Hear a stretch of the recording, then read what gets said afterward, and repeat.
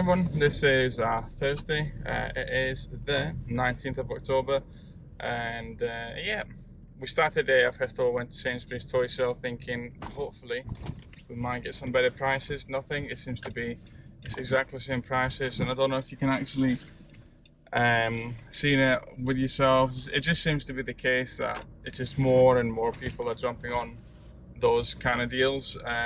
So say for example, I think it was a Play-Doh. Sainsbury's was selling it for 15 quid. Initially, you could have actually sold it for 30, and then I think it went from like 4 sellers to 120 sellers almost overnight. So just kind of tells you like how many people are actually trying to do this at the moment in time, or how many people are actually spotting these toy sales are popping up left, right, and centre. Obviously. So actually one of the members messaged me, there's actually a social media page, like part of our Discord group, that I actually put all the leads that they actually find from Sainsbury's online. So obviously that means those leads are just done and dusted, because if you put everything on Instagram, imagine if you've got 1,000 people following you, maybe 10% of them doing Amazon, so suddenly you've got 100. If 20% of them do Amazon, well, suddenly you've got 200 people just jumping on those leads. So it's quite weird for them to actually put live leads directly on social media, literally the day they came out. And for me, what that means is, because obviously as you see the video, they've actually put nothing in a basket.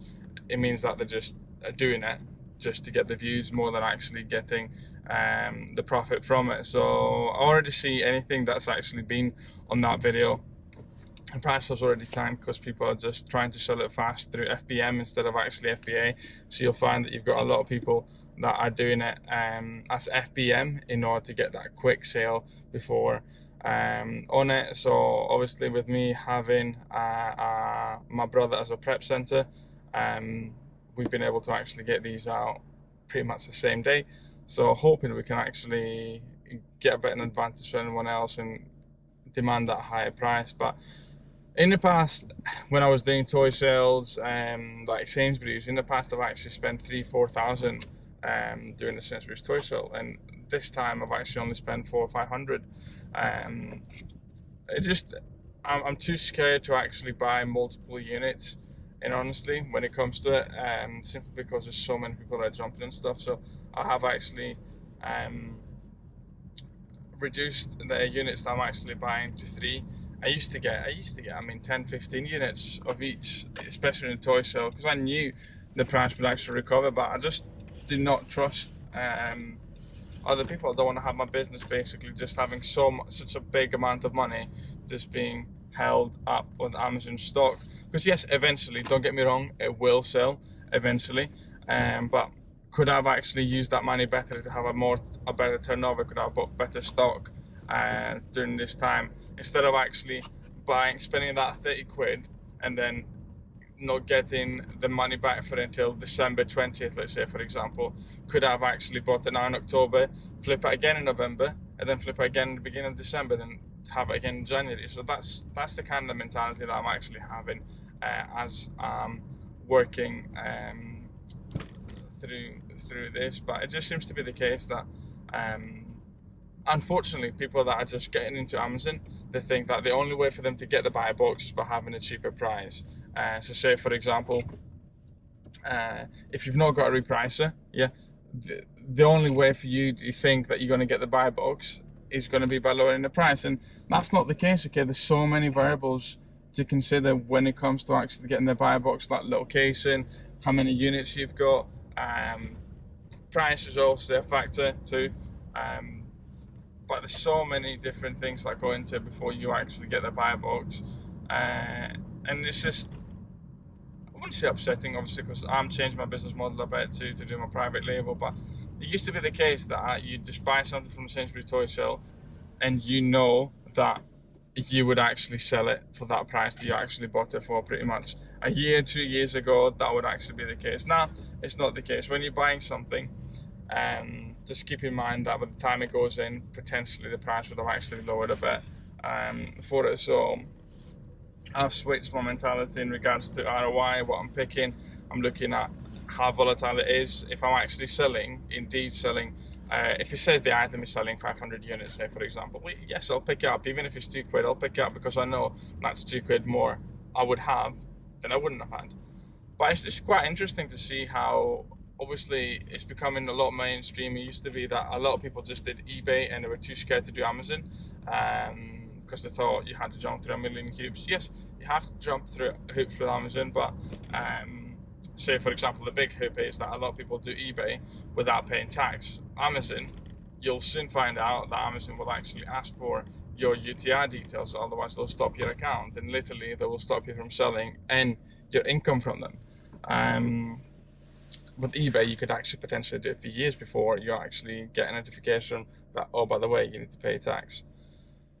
So that's one massive thing between them. But the barriers to entry is a lot smaller because there's so much information there, which is amazing. Okay, it's amazing that there's so much information there for people to do it and decide.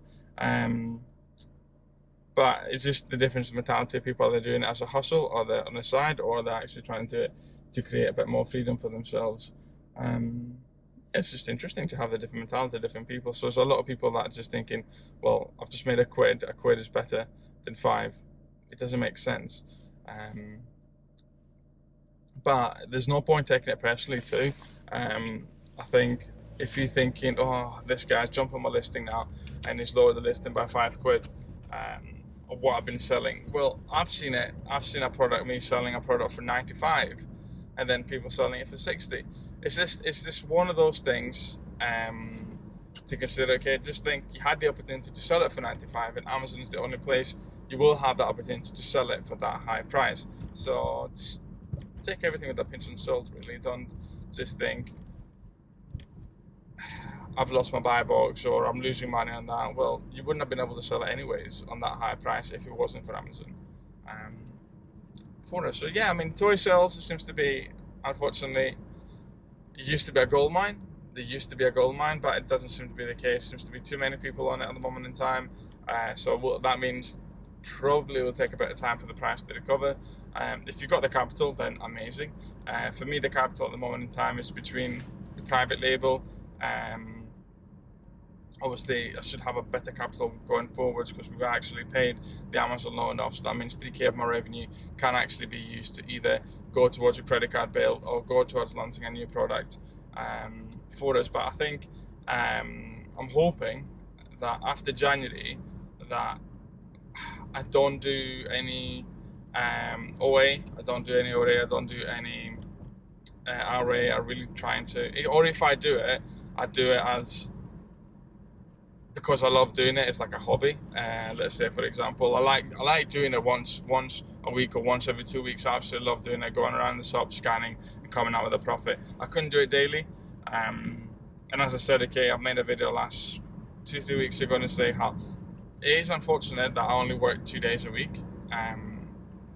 But what's not unfortunate is because I've got to spend so much time with the little one. So yes, of course, I could be working a lot more. But I am never, ever, ever going to get that time back with the little one. Okay, yes, I can make more money.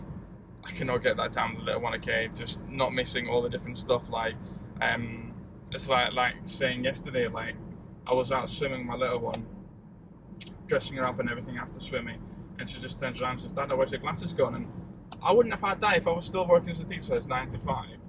I wouldn't have had that little moment. And for a lot of people, that's absolutely nothing. It's like what the person's asked you, "Dad, where's your glasses gone?" It's like, yeah, it's not a person. It's like, it's my little person that I'm able to actually see every day and see her grow every day, which is mad.